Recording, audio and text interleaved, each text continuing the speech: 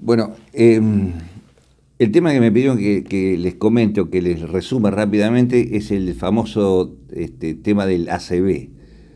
A, C y B corta. ACV quiere decir accidente cerebrovascular.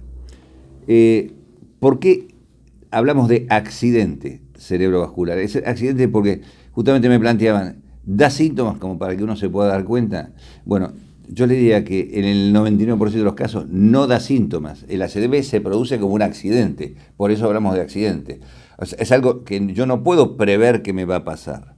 Lo que sí me puede pasar es que días previos o horas previas yo tenga algunos síntomas inespecíficos que me puedan estar indicando que algo me pueda estar pasando, pero no, digamos, si yo le digo a ustedes, qué síntomas les da una gripe, todos vamos a coincidir que, bueno, que vamos a tener fiebre, que vamos a tener dolor muscular, que vamos a tener cansancio, ganas de estar en la cama porque el cuerpo no nos da, podemos tener tos, podemos tener mucosidad, etcétera, etcétera, etcétera. Entonces uno sospecha que se está engripando y empieza a tomar antigripales.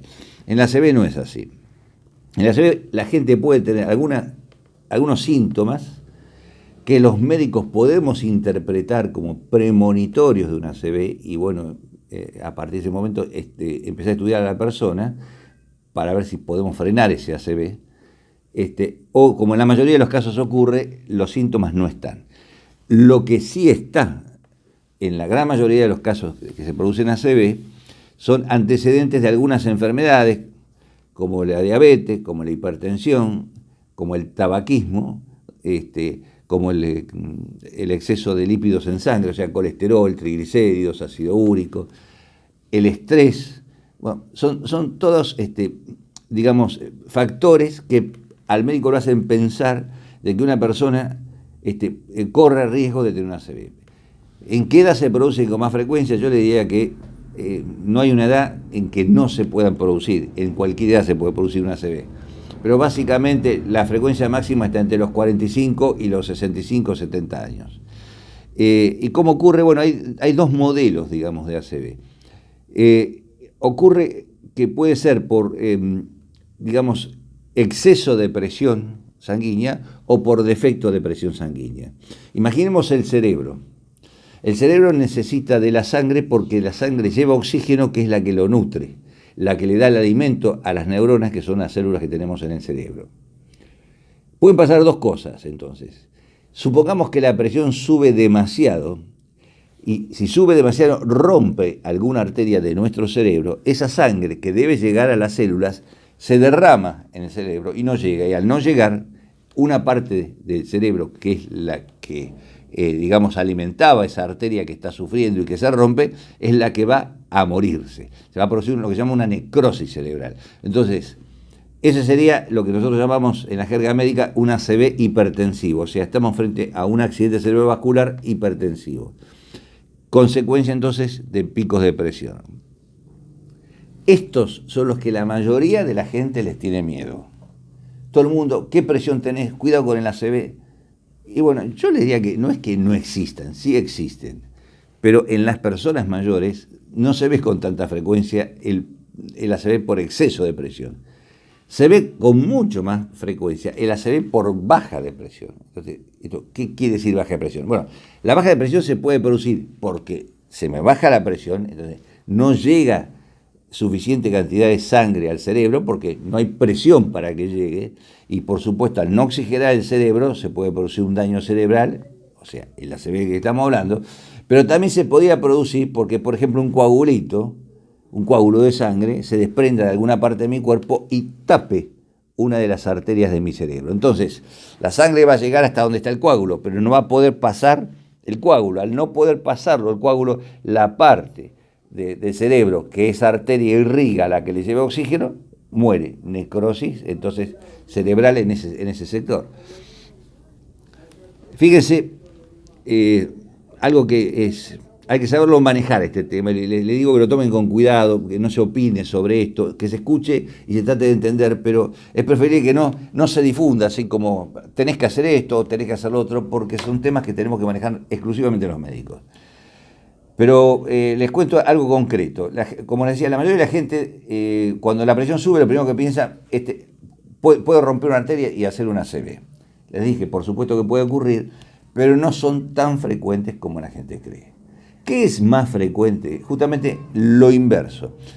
Hace unos cuantos años atrás, en las ambulancias, en las unidades de emergencia, se utilizaban medicamentos para bajar la presión que eran muy bruscos. O sea, ustedes ponían un medicamento debajo de la lengua y la presión que estaba, supongamos, 23, 24, la máxima, una presión muy alta, bajaba de golpe a 7 u 8.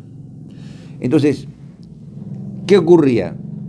Uno se encontraba con una persona, por ejemplo, tirada en la calle, tenía una fractura de cadera, había sido atropellado por un vehículo, había tenido un infarto, lo que sea, tomaban la presión, el médico, se encontraba con una presión de 24, 25, ponía el medicamento debajo de la lengua y ¿qué pasaba con la presión?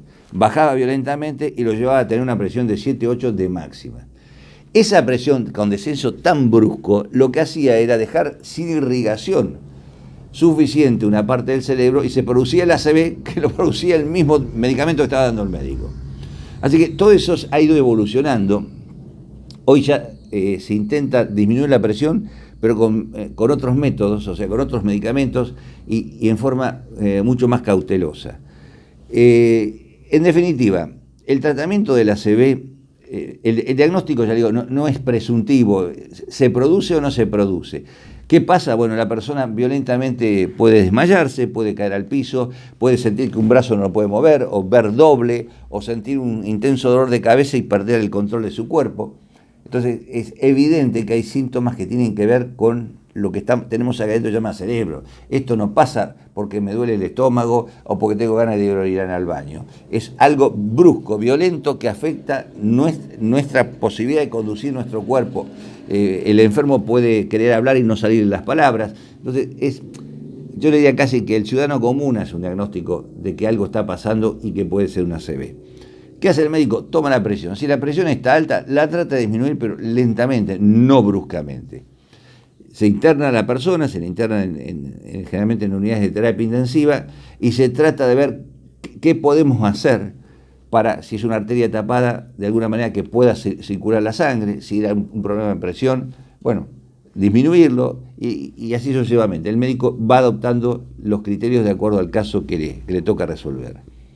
¿Qué pasa después de que la ACV se concluye, digamos? O sea, que quedó el cerebro lesionado o que parecía que se lesionaba, pero alcanzó a llegar suficiente sangre después y llevar oxígeno y esa parte no murió, esa parte del cerebro, porque se destapó la arteria, porque fue un sangrado muy leve, por la causa que sea. Si hay una parte del cerebro con lesión, bueno, puede producirlo lo que nosotros llamamos la hemiplegia, que es la mitad del cuerpo paralizado, o una parte de nuestro cuerpo no totalmente paralizado, sino con dificultades para moverlo, o simplemente una parte nada más de nuestro cuerpo, ni siquiera la mitad. Lo que viene después es todo el tratamiento de las enfermedades de base, si es diabético, tratar la diabetes, si es hipertenso, la hipertensión, el problema del cigarrillo, el problema del colesterol, etcétera, etcétera, etcétera. Todo lo que dijimos antes. Pero además de esto, entrar en una etapa, digamos, de rehabilitación que se hace a través del kinesiólogo y a través de los terapistas ocupacionales. Y si hay daño cerebral importante, bueno, son los neurólogos los que van a ir conduciendo el proceso para que la persona recupere hasta donde se pueda la capacidad de razonar, la capacidad de expresarse. A veces se producen, nos llaman afasias, o sea, la persona entiende lo que se le dice, pero no puede responder a lo que se le pregunta, o por el contrario, no entiende lo que se le dice, pero sí puede hablar. Bueno, todos esos temas son manejados en este caso por el neurólogo. Básicamente ese es el concepto que yo creo que ustedes tendrían que saber mínimamente de lo que es una ACV.